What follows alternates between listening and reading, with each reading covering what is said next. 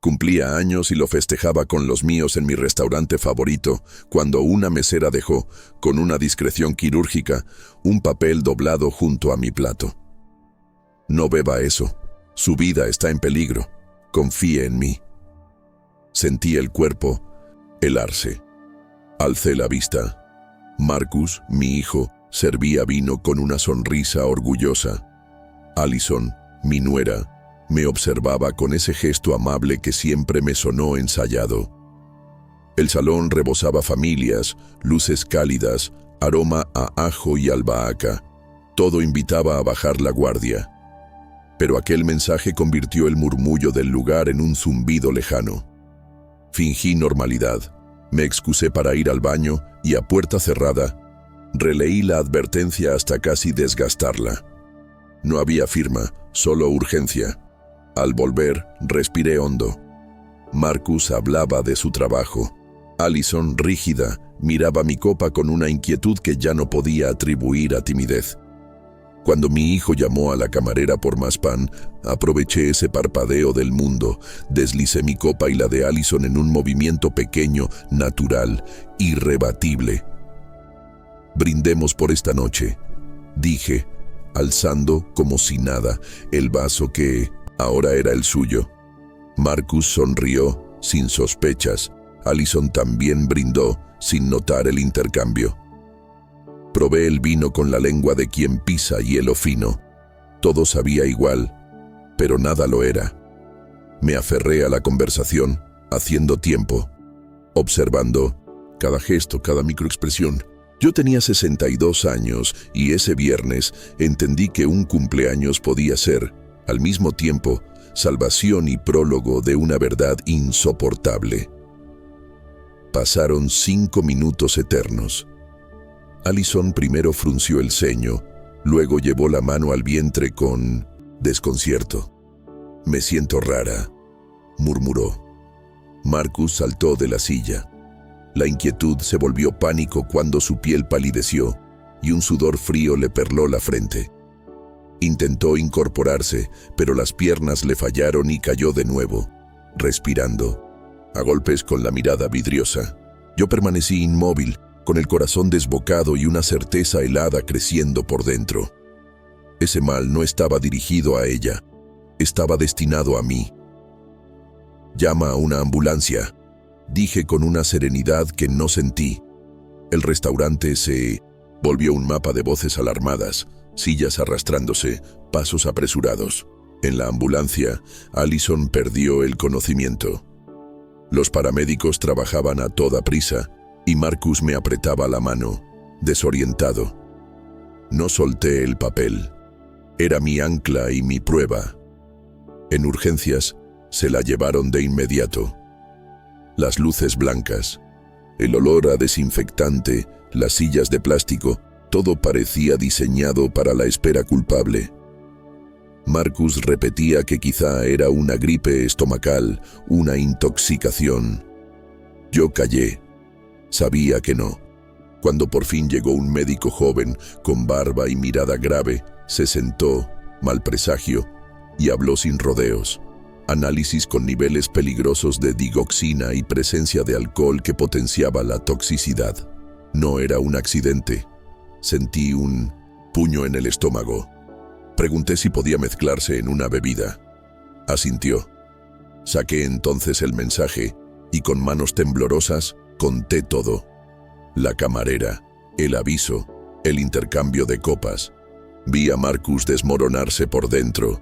El doctor dijo que avisarían a la policía y que también analizarían nuestra sangre. El murmullo de mi cabeza se ordenó en una sola frase. Yo debía estar muerta. El silencio entre Marcus y yo era un muro, imposible. Me atreví a preguntarle si había notado algo extraño en Allison últimamente. Tras un largo momento, confesó. Ella había insinuado que yo olvidaba cosas, que quizás sufría de demencia temprana y que lo mejor sería pensar en un hogar de cuidado. Mi piel se heló. Marcus bajó la voz aún más. Allison incluso le había sugerido que obtuviera poder notarial sobre mis finanzas. solo por precaución. Sentí náuseas. Entonces entendí, no era un envenenamiento aislado, era un plan calculado, meticuloso. Pastillas encontradas en su bolso, visitas donde yo terminaba enferma, documentos firmados bajo un supuesto descuido mío. Todo cobraba sentido. La enfermera nos interrumpió. La policía quería hablar conmigo. El médico explicó que en mis análisis también había rastros de medicamentos cardíacos. Llevaba meses siendo intoxicada poco a poco. Recordé los mareos, la fatiga, los lapsos de confusión, todos atribuidos a la edad. No era vejez, era veneno. Entonces comprendí la magnitud de la traición. Allison no solo buscaba mi dinero ni mi herencia, pretendía despojarme de dignidad, de cordura, de la confianza de mi propio hijo. Y lo más cruel, lo había logrado, durante meses, haciéndome dudar de mí misma. En ese instante, con la policía presente, supe que el monstruo no venía de fuera. Estaba dentro de mi familia, disfrazado de preocupación, y la verdad acababa de empezar a salir a la luz. Los días que siguieron fueron como caminar dentro de una pesadilla lenta. Allison permanecía en cuidados intensivos, estable pero inconsciente, mientras Marcus no se separaba de mi lado. Podía ver cómo la culpa lo consumía, cómo su rostro se marchitaba con cada hora que pasaba. La detective Sarah Chen vino a visitarme en varias ocasiones. Era una mujer de mirada penetrante, de esas que parecen leer detrás de las palabras. En cada conversación me revelaba piezas nuevas de un rompecabezas aterrador. Me contó que Allison había trabajado como asistente médica durante 5 años, con acceso a medicamentos y pleno conocimiento de sus efectos. Luego me preguntó si estaba al tanto de que Marcus era mi único heredero. Cuando lo confirmé, agregó, su nuera también. Lo sabía. Recordé todas aquellas veces en que Allison insistió en acompañarme a citas médicas o en ayudarme a organizar mis papeles, siempre con esa sonrisa dulcemente calculada. Sarah me dijo que en el ordenador de Allison habían encontrado búsquedas inquietantes. Residencias de ancianos para pacientes con demencia, métodos para acelerar el deterioro cognitivo, formas de envenenar sin dejar rastro. Sentí un escalofrío. Todo encajaba. Mi supuesta confusión, mis mareos, los olvidos. No eran accidentes de la edad. Eran piezas de un plan siniestro diseñado para apartarme, arrebatarme mis bienes y finalmente, mi vida. Con la detective Chen, escuchando atentamente, le conté los episodios que antes había minimizado. Sopas caseras tras las que me sentía enferma, tazas de té que me dejaban aturdida, conversaciones en las que Allison me hacía creer que había repetido historias o preguntas. Poco a poco me convencía de que mi mente fallaba. Marcus, con lágrimas en los ojos, confesó que él le había creído siempre. Pensaba que su esposa era una compañera devota y que yo realmente me deterioraba. La detective anotaba cada detalle. Me dijo que era un patrón claro de manipulación y envenenamiento progresivo. Entonces reveló algo más. La mesera que me dejó el papel, Jessica Torres, tenía una abuela que había muerto en circunstancias similares y Allison había estado involucrada en su cuidado. El nombre de soltera de mi nuera, Peters, coincidía en esos registros. Sentí como si el aire se me escapara. Marcus, pálido, murmuró, «Entonces, ¿ya lo había hecho antes?» La detective asintió. Jessica la había reconocido en el restaurante y llevaba semanas siguiéndola. Ese papel, esa advertencia, fue el puente entre la vida y la muerte para mí. Una extraña había visto lo que yo no quise ver en mi propia familia. Me estremecí al pensar en la joven que me había salvado. Pregunté por ella y la detective aseguró que colaboraba con la investigación y que quería hablar conmigo. Marcus, roto por la culpa, se disculpaba una y otra vez. Lo abracé con ternura, aunque por dentro ardía de rabia. Le dije que Allison era una manipuladora experta, que no debía culparse por no haber visto lo que estaba ocurriendo. Chen entonces me explicó algo aterrador. Habían hallado trazas de varios medicamentos en mi organismo, lo que confirmaba un envenenamiento prolongado. Recordé los mareos, las náuseas, la fatiga, todos síntomas que Allison atribuía al envejecimiento.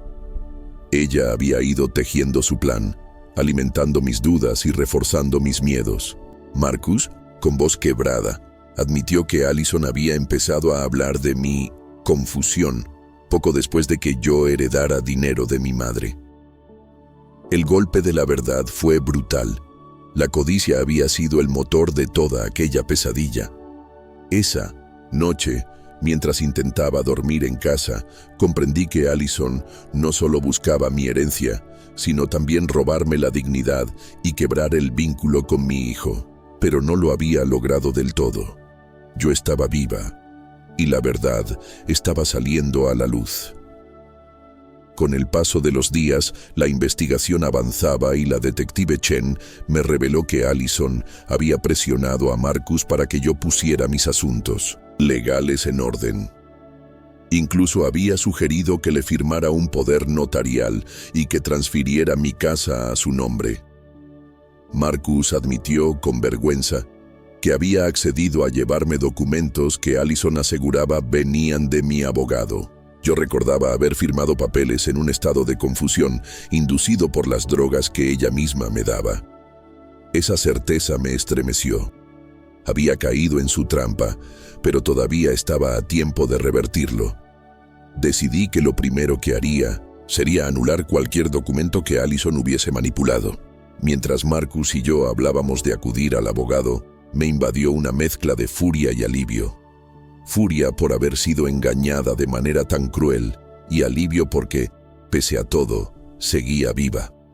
No podía quitarme de la mente a Jessica, la camarera, que había visto lo que yo me negaba a reconocer. Era como si Dios hubiera puesto a esa joven en mi camino en el instante preciso. Gracias a ella, tenía una segunda oportunidad y estaba decidida a no desperdiciarla. Cuando Allison despertó del coma, la detective Chen me llamó. Me dijo que físicamente se recuperaba, pero que estaba alterada, en negación, pidiendo ver a Marcus y preguntando por mí con insistencia. Sentí un nudo en el estómago. Parte de mí quería evitarla para siempre, pero otra parte necesitaba enfrentarla. Acepté verla, siempre que Marcus estuviera conmigo. La tarde siguiente, entramos en su habitación del hospital. Estaba pálida, con tubos en el brazo, pero sus ojos tenían la misma frialdad calculadora de siempre. Fingió vulnerabilidad, extendió la mano y dijo con voz débil que se alegraba de verme bien. No me acerqué. Con firmeza le respondí: «Sabemos lo que hiciste». Fingió confusión, insistiendo en que también había sido víctima, que alguien intentó envenenarnos a las dos. No la creí. Le pregunté por la abuela de Jessica Torres. El cambio fue inmediato. Sus lágrimas se apagaron y apareció su verdadero rostro, frío y cruel. Negó conocerla, pero Marcus la confrontó. Mencionó los medicamentos hallados en su casa, los documentos falsos, el dinero. Entonces Allison dejó de fingir. Dijo que lo había hecho por nuestro futuro, que yo era una carga inevitable. Sus palabras me revolvieron el alma. Hablaba de mí como si fuera un objeto prescindible. Las palabras de Allison cayeron como cuchillas. Con una calma perturbadora, habló de dinero, de herencias, de la practicidad, de anticipar mi final. Dijo que lo suyo no era crueldad, sino previsión. Cuando Marcus le preguntó si todo era por dinero, suspiró como quien explica algo obvio. Que yo no necesitaba mis ahorros, que tarde o temprano moriría, y que lo mejor era que ellos pudieran disfrutarlos. La miré fijamente y le pregunté si Eso significaba matarme. Por primera vez, dejó escapar odio puro en sus ojos y me respondió que solo hablaba de ser práctica. Le recordé a Elena Torres. Ella sonrió con crueldad y admitió que la anciana estaba destinada a morir de todos modos. Marcus temblaba de rabia. La detective Chen intervino y le preguntó directamente si admitía haber causado muertes. Allison, sin darse cuenta, dejó entrever demasiado. Intentó retractarse, culpó a medicamentos y confusión, pero ya era tarde. Habíamos visto su verdadero rostro, sin máscaras. Me acerqué lo justo para que me escuchara. Le dije que había sobrevivido a sus intentos, que me hizo dudar de mi propia mente, pero que jamás volvería a tener poder sobre mí. Sus ojos destilaron odio mientras siseaba. Estúpida vieja, deberías agradecerme. Fue entonces cuando supe, con certeza, que debía pagar por todo. Cuando salimos de aquella habitación, sentí que había mirado al demonio a los ojos. La detective Chen nos alcanzó en el pasillo para decirnos que Allison estaba bajo custodia permanente y que pronto sería trasladada a prisión preventiva. Esa misma noche recibí otra llamada. Allison había decidido confesar a cambio de un acuerdo. No solo admitió el intento de asesinarme, también reconoció la muerte de Elena Torres y de otras 2 ancianas. 3 más. El horror me recorrió el cuerpo, pero al mismo tiempo sentí alivio. Su reinado de manipulación y muerte había terminado. La policía hablaba de cadena perpetua sin posibilidad de libertad. No había victoria en mi corazón, solo tristeza, por tantas vidas perdidas y por lo que pudo haber sido si Allison hubiera elegido otro camino. Pasaron 6 meses desde aquella noche en el restaurante. Poco a poco, mi vida recuperó la paz que había olvidado que existía. Ya no dudaba de mi mente. Ya no atribuía a la vejez lo que era veneno. Marcus y yo acudimos a terapia familiar. Nuestras heridas comenzaron a sanar. Él, entre lágrimas, admitió que le era más fácil creer que yo estaba enferma que enfrentar que su esposa era un monstruo. Fue duro escucharlo, pero necesario para reconstruirnos. El juicio contra Allison duró 3 semanas. Yo testifiqué durante 2 días, relatando cada detalle frente a un jurado que escuchaba con horror y compasión. Jessica también subió al estrado. Su valentía al hablar de la muerte de su abuela conmovió a todos.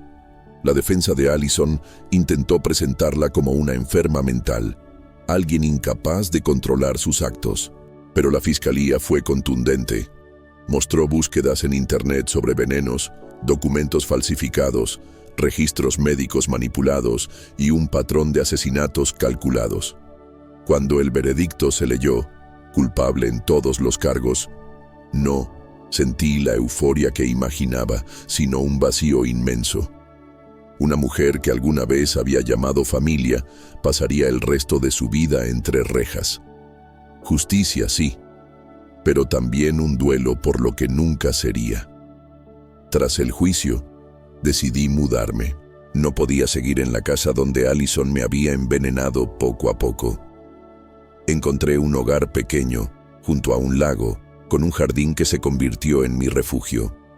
Allí, plantar semillas y verlas brotar fue mi forma de sanar. Después de 1900 haber estado tan cerca de la muerte, necesitaba crear vida con mis propias manos. Cada brote era un recordatorio de que seguía aquí, resistiendo. Jessica Torres se convirtió en una presencia constante en mi nueva vida.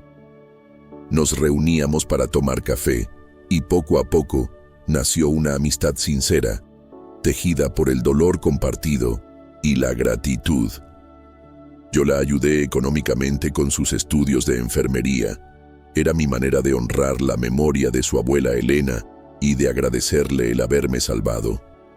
Una tarde, con los ojos brillantes, me confesó que quería especializarse en geriatría para acompañar a los mayores y defender su dignidad. Usted me inspiró, dijo, y sentí un calor profundo recorrerme el pecho.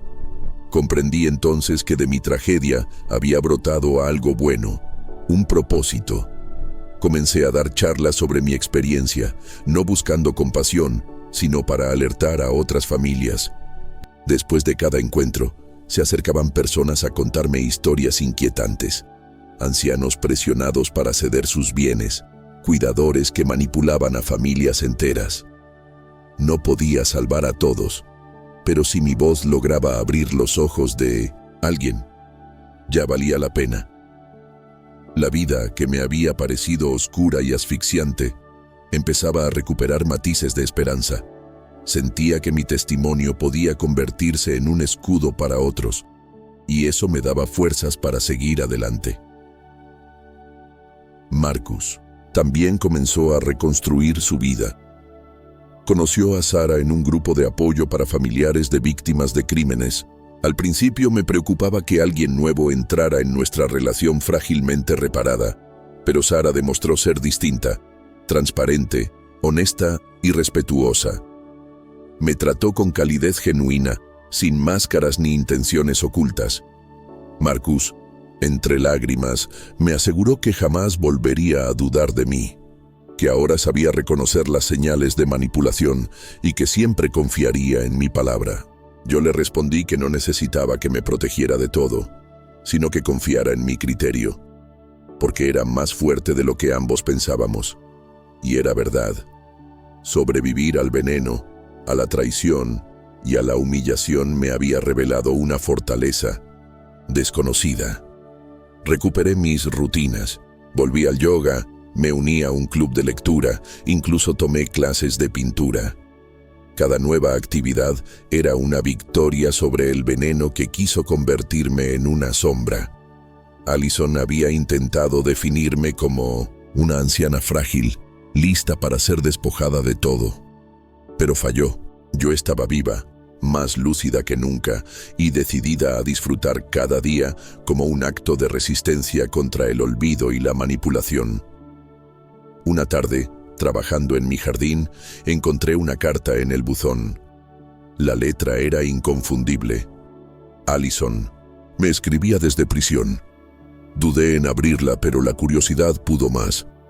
El mensaje era breve y, como siempre, centrado en sí misma. No pedía perdón, no mostraba arrepentimiento.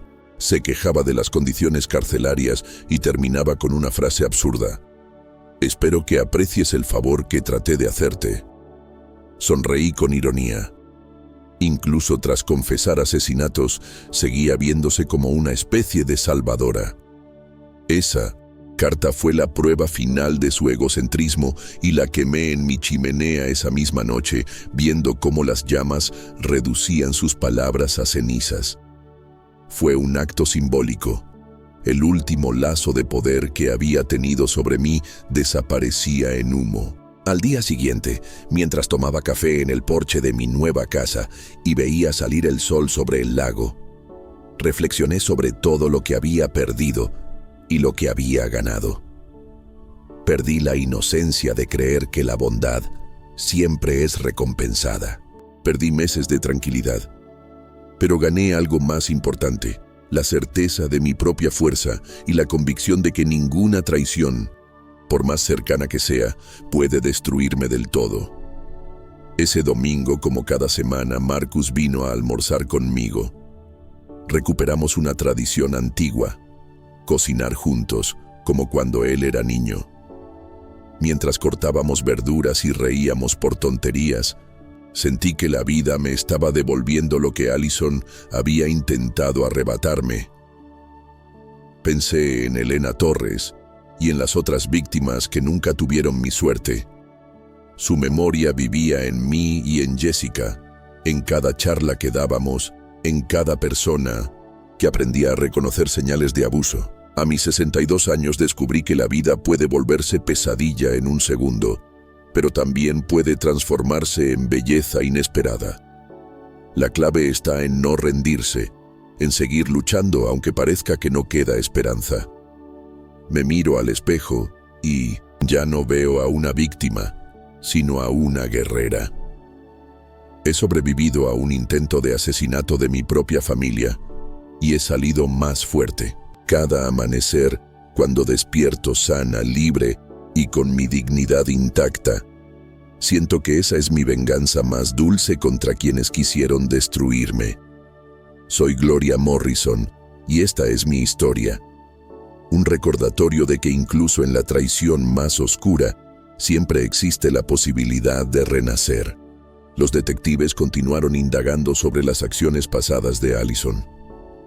Descubrieron que en cada lugar donde había trabajado o tenido contacto con adultos mayores, existían sospechas de muertes prematuras o repentinas. Era un patrón que ahora, con su confesión parcial, tomaba forma macabra. Yo escuchaba los reportes con una mezcla de horror y alivio. Horror al comprender la magnitud de sus crímenes. Alivio al saber que nunca más tendría oportunidad de repetirlos. Mi abogado, por su parte, anuló todos los documentos que había firmado bajo manipulación. Recuperé el control total de mis bienes y me juré jamás volver a firmar nada sin la supervisión de alguien de confianza. Marcus, en todo este proceso, se convirtió en un compañero leal, dispuesto a reconocer sus errores y a construir conmigo un vínculo más fuerte que antes. El dolor compartido nos había transformado. Ya no éramos madre e hijo separados por la duda, sino dos sobrevivientes de un mismo engaño. Y aunque la herida aún dolía, también nos unía una determinación renovada. Nunca más permitir que alguien destruyera nuestra confianza. Los meses siguientes se llenaron de pequeños logros que antes parecían imposibles. Recuperé el hábito de leer cada noche sin que mi mente se nublara. Volví a practicar yoga, donde mis compañeras me recibieron con abrazos y palabras de aliento. Incluso me animé a tomar clases de pintura, algo que siempre había postergado. Cada pincelada era como un grito silencioso. Sigo aquí, sigo viva. Marcus, poco a poco, dejaba atrás la sombra de la culpa.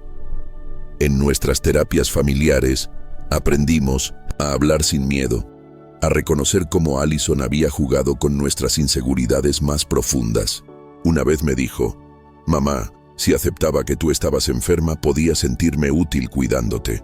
Pero si aceptaba que Allison era un monstruo, entonces significaba que yo la había dejado entrar en nuestras vidas, y eso era insoportable».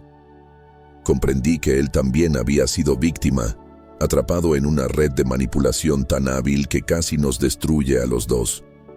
Ahora, cada conversación con mi hijo, cada comida compartida, era un regalo invaluable. Después de tanto dolor, redescubrir la simpleza de nuestra unión era la prueba de que la vida todavía podía ser generosa. Con el tiempo entendí que sanar no era solo cuestión de medicina o terapia, sino de volver a confiar en mi propia mente. Durante meses, Allison me había hecho creer que estaba perdiendo la memoria, que mi juicio se desmoronaba, que poco a poco me convertiría en una carga. Esa idea envenenó no solo mi cuerpo, sino también mi espíritu. Recuperarme implicaba mirarme al espejo cada mañana y decirme, «Estoy lúcida, estoy fuerte, sigo siendo yo». La terapia con Marcus fue dura. Hubo lágrimas, reproches y silencios pesados, pero también hubo reconciliación. Mi hijo confesó que se sentía como un cómplice involuntario de Allison, porque había permitido que sus palabras sembraran dudas sobre mí. Yo le recordé que él también había sido manipulado y que la culpa no le pertenecía. Nos tomó semanas llegar a un punto de paz, pero finalmente lo conseguimos. Mientras tanto, comencé a dar charlas en centros comunitarios, contando mi historia para alertar sobre el abuso hacia adultos mayores. Al principio temía exponerme, pero pronto entendí que mi voz tenía poder. Personas que nunca había visto me abrazaban con lágrimas, agradeciéndome por darles valor para enfrentar sus propios miedos. En cada una de esas charlas sentía que transformaba mi dolor en fuerza y que de alguna manera Honraba a todas las víctimas que no tuvieron la oportunidad de sobrevivir como yo. Una de las experiencias más transformadoras fue mi encuentro con grupos de adultos mayores en residencias. Muchos de ellos compartían historias que me erizaron la piel. Familiares que les pedían firmar papeles sin explicar. Cuidadores que les daban medicamentos sin supervisión médica. Pequeños olvidos que eran usados como excusa para quitarles independencia.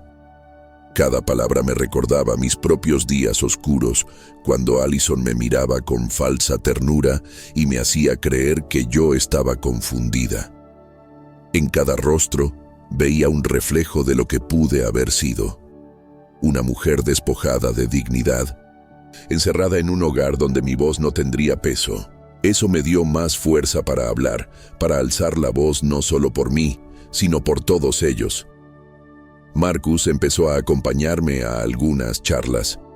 Lo hacía en silencio, sentado entre el público, pero su sola presencia era un símbolo. Un hijo que había elegido creerle a su madre, aunque al principio hubiera sido engañado. Después de cada charla, al mirarnos, sabíamos que estábamos sanando juntos.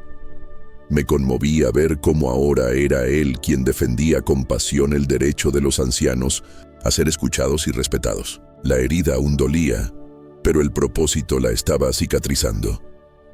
El día en que visité la tumba de la abuela de Jessica, comprendí con claridad la magnitud de todo lo que habíamos vivido.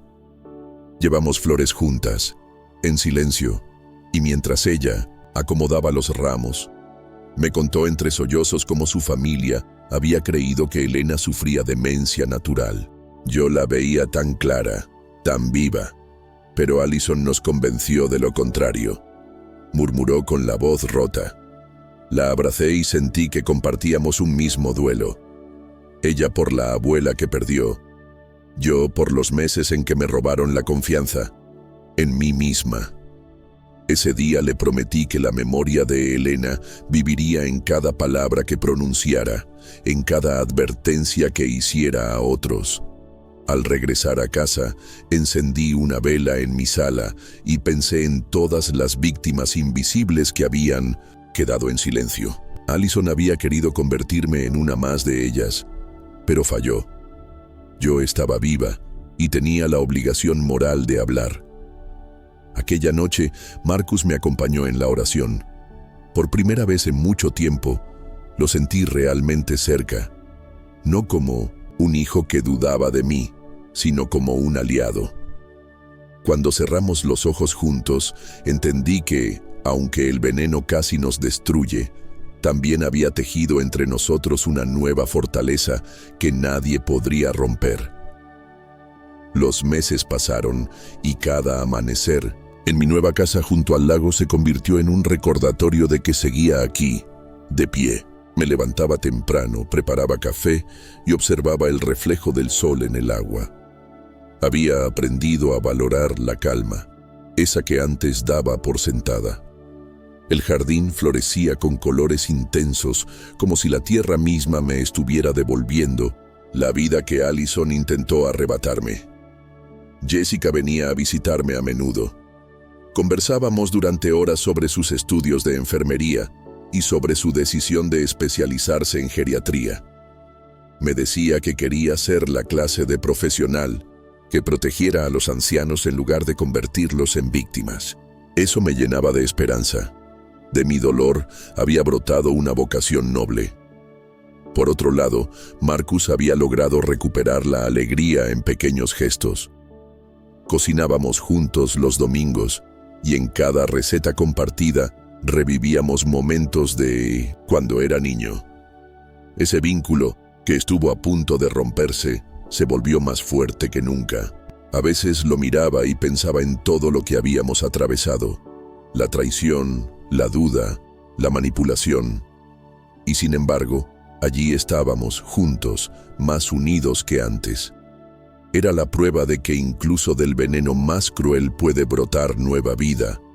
Día en que recibí la noticia de la sentencia definitiva de Allison, sentí una mezcla de emociones difíciles de describir. Cadena perpetua, sin posibilidad de libertad condicional. Las autoridades aseguraban que había pruebas suficientes para vincularla con varias muertes más, aunque algunas nunca podrían demostrarse con certeza. Cuando escuché esas palabras, no sentí triunfo ni venganza, sino un silencio pesado en el pecho. Una parte de mí seguía preguntándose cómo una mujer que había compartido mi mesa, mis conversaciones y mis momentos familiares pudo planear con tanta frialdad mi destrucción. Marcus, al enterarse, lloró desconsolado. No por ella, sino por la vergüenza de haber dejado entrar a un monstruo en nuestras vidas. Lo abracé y le dije que el perdón no se trata de absolver la maldad, sino de liberarse del peso de la culpa. Esa noche dormí profundamente por primera vez en mucho tiempo, sin sobresaltos, sin la sensación de que alguien acechaba en las sombras. Al despertar, miré mi reflejo en el espejo y me encontré con una mujer distinta, no la víctima que dudaba de su mente, sino una sobreviviente que había aprendido a reconocer su propio poder. Y esa certeza, más que cualquier sentencia, era mi verdadera victoria. Después de la sentencia, mi vida tomó un rumbo inesperado. Comencé a recibir invitaciones para hablar en asociaciones de adultos mayores, iglesias y centros comunitarios. Al principio me intimidaba la idea de exponer mi historia ante extraños, pero pronto descubrí que mi testimonio era una herramienta poderosa. En cada charla encontraba rostros que asentían con lágrimas en los ojos, personas que reconocían patrones de abuso en su propia vida o en la de sus padres. Una mujer me confesó que, gracias a lo que escuchó, había decidido investigar por qué su cuidadora insistía en administrar vitaminas sin supervisión médica. Un hombre me agradeció porque mis palabras lo animaron a revisar los documentos que su suegro había firmado en estado de confusión.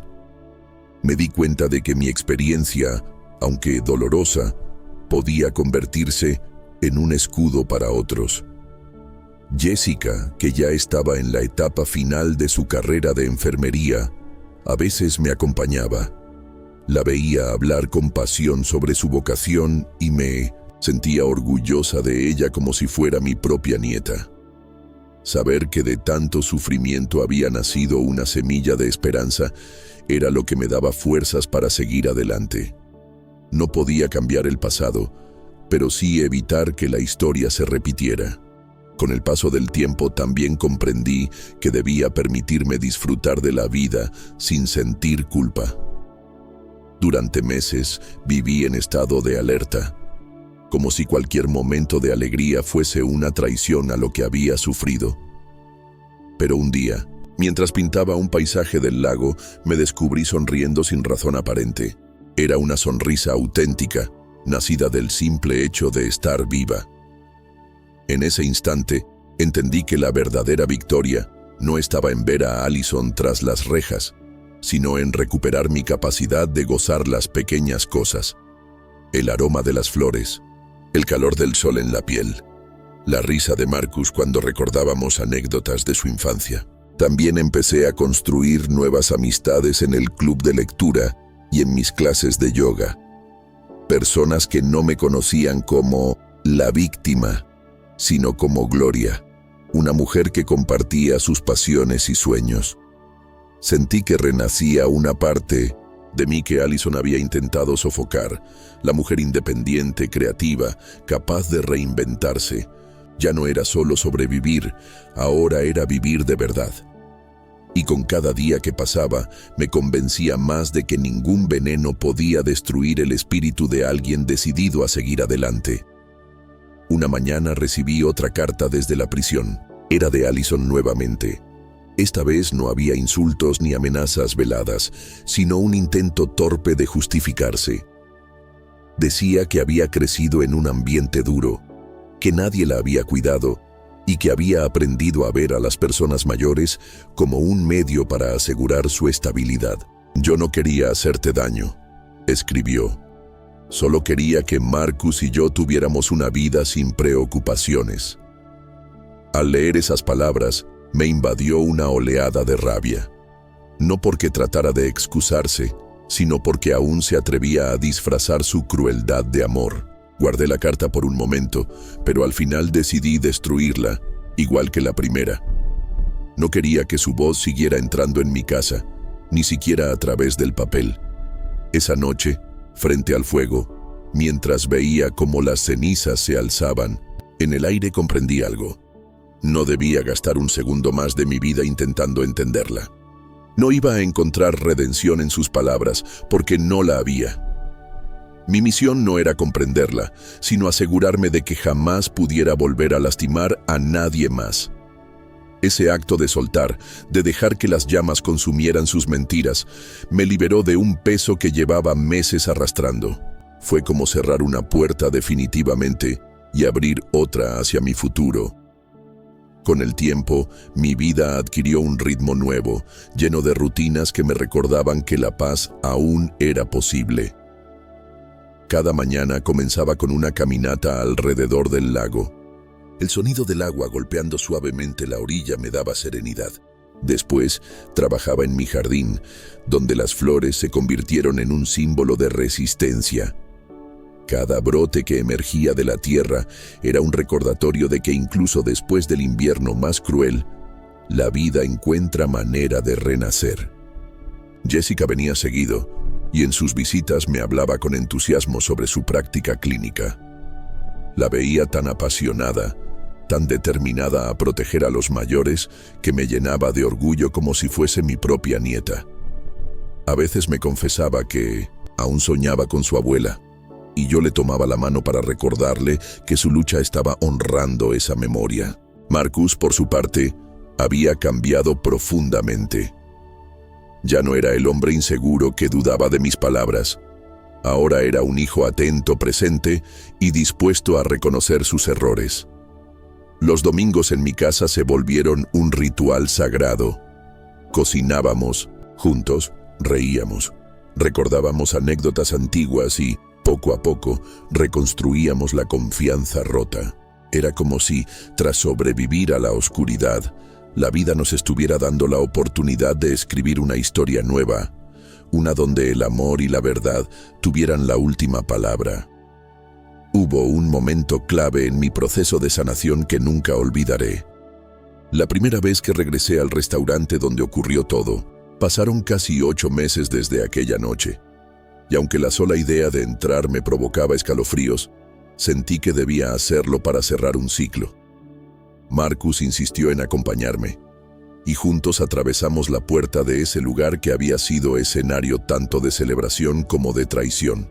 El aroma del ajo y la albahaca volvió a envolverme, y por un instante sentí que el aire se espesaba en mis pulmones. Recordé la copa en mi mano, el papel secreto de la camarera, el miedo que me recorrió al leer esas 3 palabras: no beba eso. Pero también recordé la fuerza que encontré en medio del pánico, la decisión que me salvó la vida: cambiar mi copa por la de Allison. Nos sentamos en una mesa distinta, pero desde donde podía ver aquella en la que todo ocurrió.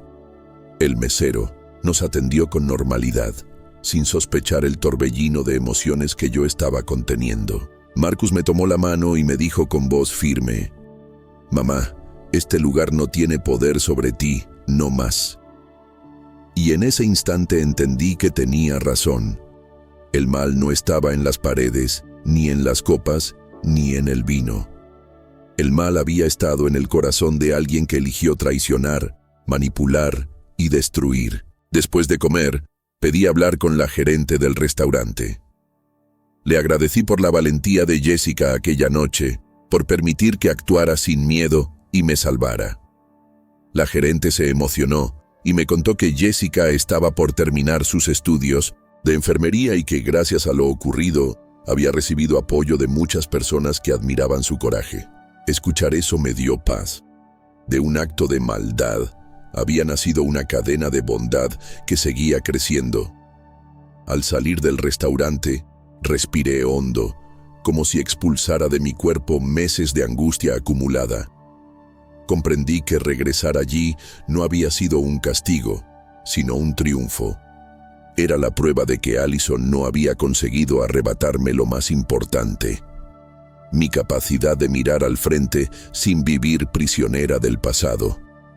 Esa noche, al acostarme, pensé en todas las personas que cargan con recuerdos dolorosos y me prometí que siempre que pudiera, sería un testimonio de que sí es posible volver a sonreír, incluso después de haber enfrentado lo impensable. Mi vida, poco a poco, empezó a tomar un rumbo que nunca había imaginado. Lo que comenzó como una pesadilla personal se transformó en una misión que daba sentido a mis días. A los pocos meses del juicio, una organización local de defensa de los adultos mayores me invitó a dar una conferencia. Acepté con nervios, preguntándome si mi voz temblaría al recordar lo vivido. Pero cuando subí al estrado y vi a decenas de rostros atentos, comprendí que no estaba allí para revivir mi dolor, sino para convertirlo en un escudo que protegiera a otros. Conté mi historia con detalles, no para escandalizar, sino para advertir. Expliqué cómo comienza la manipulación, cómo los pequeños síntomas pueden ser fabricados, cómo alguien puede sembrar dudas hasta hacer que un anciano se cuestione su propia mente. Al terminar, varias personas se acercaron a abrazarme. Una mujer mayor me dijo entre lágrimas que su hija insistía en que estaba confundida con más frecuencia de la que realmente ocurría, y que gracias a mi testimonio había entendido que debía buscar una segunda opinión médica antes de aceptar esa versión. Otra familia me confesó que, después de escucharme, habían decidido revisar con un abogado los documentos que el abuelo había firmado bajo presión.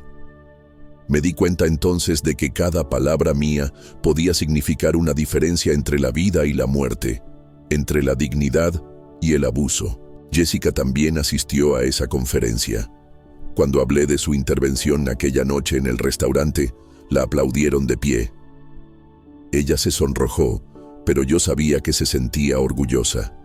Esa joven había salvado mi vida y ahora, con su vocación, estaba destinada a salvar muchas más. En ese instante, supe que la memoria de su abuela Elena viviría no solo en nosotras, sino en cada anciano que recibiera cuidado digno gracias a la lucha que compartíamos.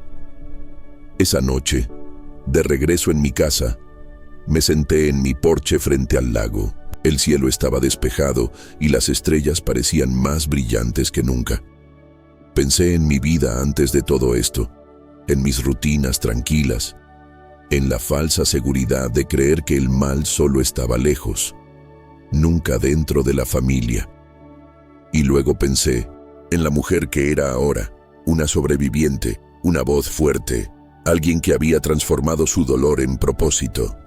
Cerré los ojos, respiré profundo y me prometí que nunca más permitiría que nadie me silenciara.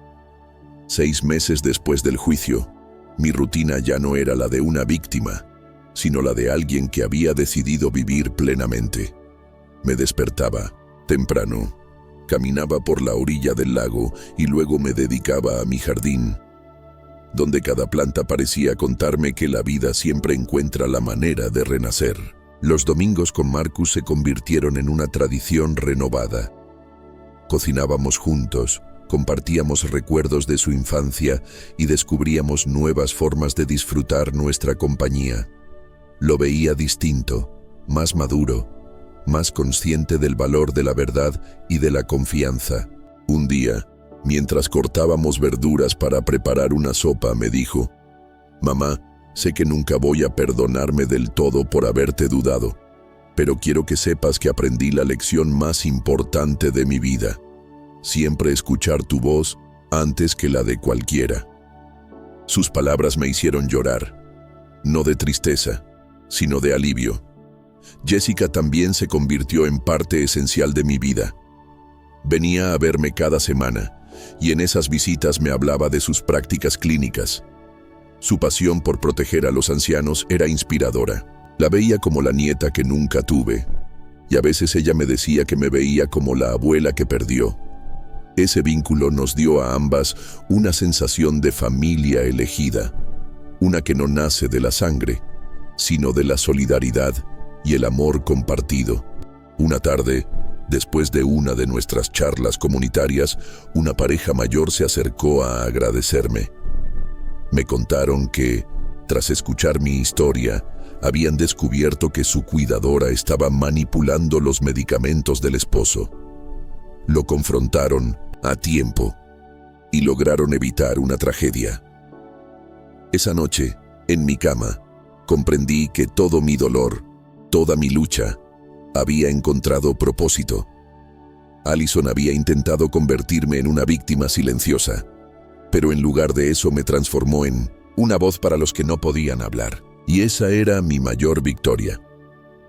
El juicio de Allison dejó cicatrices, pero también abrió caminos que jamás imaginé recorrer. Me invitaron a participar en un programa de radio local, donde hablé sobre el abuso financiero y emocional hacia los ancianos. Allí, por primera vez, recibí llamadas en vivo de oyentes que compartían sus propias experiencias.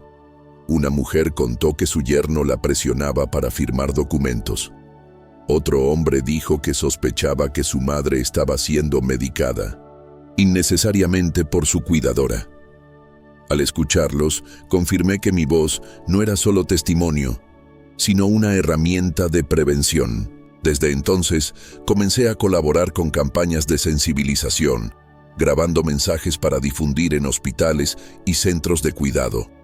Mientras tanto, mi vida personal se llenaba de nuevos colores. Marcus conoció a Sara, una mujer honesta y transparente, y poco a poco ella se convirtió en parte de nuestra vida. Yo había temido que otra relación lo desviara de nuestra unión recién reconstruida, pero Sara se mostró respetuosa y genuina. No trataba de reemplazar nada, solo de sumar. Con el tiempo empecé a verla como una aliada, alguien que realmente quería a mi hijo sin agendas ocultas. Una tarde, en una de nuestras conversaciones familiares, Marcus me dijo algo que me quedó grabado. «Mamá, Allison me enseñó a desconfiar, pero tú me enseñaste a creer otra vez.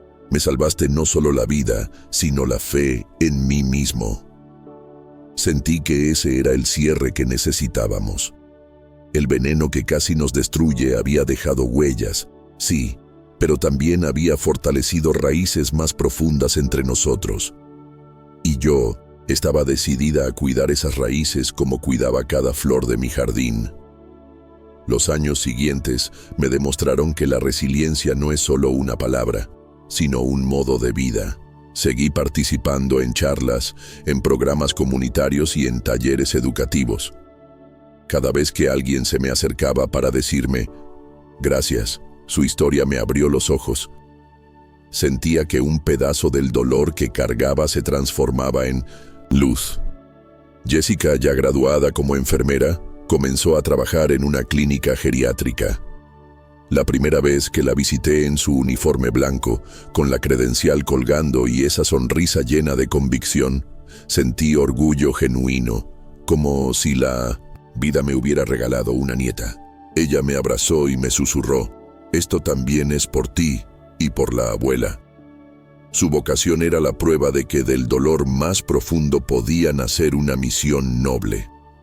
En lo personal, descubrí nuevas facetas de mí misma. Retomé la pintura y, con el tiempo, participé en una pequeña exposición local. Mi cuadro más especial fue uno donde retraté un jardín con un sendero iluminado por el sol. Lo titulé «Sobreviviente». Fue vendido a una familia que dijo que lo colgaría en la sala para recordar que siempre hay luz al final de la oscuridad.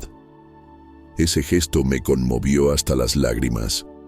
Marcus, por su parte, encontró en Sara una compañera verdadera. Verlo sonreír de nuevo, sin la sombra de la culpa, fue sanador para mí.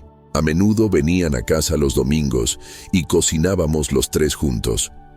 Eran momentos sencillos, pero para mí tenían un valor inmenso. Después de todo, sobrevivir no solo significa seguir respirando, sino también recuperar la capacidad de disfrutar lo cotidiano. Y cada risa, cada plato compartido, cada charla tranquila era un triunfo sobre lo que Allison quiso arrebatarnos. Un día recibí una invitación inesperada: dar una conferencia en un Congreso Nacional sobre salud y derechos de los adultos mayores. Al principio dudé, pensando que mi historia quizá no era lo suficientemente importante para un escenario tan grande. Pero luego recordé todas las vidas que ya había tocado con mi testimonio y supe que debía aceptar. Cuando subí al podio, frente a cientos de profesionales, familias y estudiantes, sentí un nudo en la garganta. Sin embargo, al comenzar a hablar, la voz me salió firme, como si llevara años preparándome para ese momento. Relaté mi experiencia sin omitir detalles. Cómo la manipulación se disfrazaba de cuidado, cómo las dudas sembradas podían ser tan letales como un veneno, cómo la soledad y la necesidad de afecto podían volvernos vulnerables. Vi lágrimas en los ojos de muchos asistentes, y al terminar, la ovación fue tan larga que me costó contener la emoción. Ese día entendí que mi historia ya no me pertenecía solo a mí. Se había convertido en una herramienta de conciencia para toda una comunidad. Después de la conferencia, se acercó una joven estudiante y me dijo: «Señora Morrison, gracias a usted quiero dedicarme a la gerontología. Usted me mostró que los ancianos no son frágiles ni desechables, son guerreros que merecen respeto». Sus palabras me atravesaron el corazón. En ese instante sentí que, aunque Allison había intentado destruirme, en realidad había despertado en mí y en otros una fuerza mucho mayor de la que jamás imaginé. Esa noche, ya en casa, miré mi reflejo en el lago iluminado por la luna y me dije: «Gloria, sobreviviste, pero no solo para ti, sino para todos los que vendrán después». Y comprendí que mi misión estaba apenas comenzando. Hoy, al mirar atrás, sé que mi historia no es únicamente la de una traición familiar, ni la de un intento de asesinato, sino la de una mujer que se negó a rendirse. Allison quiso robarme mi vida, mi dignidad y la relación con mi hijo, pero fracasó. Lo que logró sin quererlo fue despertar en mí una fuerza que desconocía. Ahora vivo con la certeza de que cada día es un regalo y que incluso las heridas más profundas pueden transformarse en armas de luz. He aprendido a no definirme por lo que sufrí, sino por lo que elegí hacer después. Convertí el miedo en coraje, la desconfianza en sabiduría y el dolor en un motor para proteger a otros. Marcus y yo tenemos una relación más sólida que nunca. Los domingos son nuestros rituales de amor y memoria. Jessica se ha convertido en familia, y en cada logro suyo veo reflejada la esperanza de un futuro donde los ancianos serán tratados con respeto y dignidad. Hoy tengo 62 años, pero siento que mi vida recién comienza. Pinto, leo, enseño, y cada charla que doy es una victoria sobre el silencio que Allison intentó imponerme.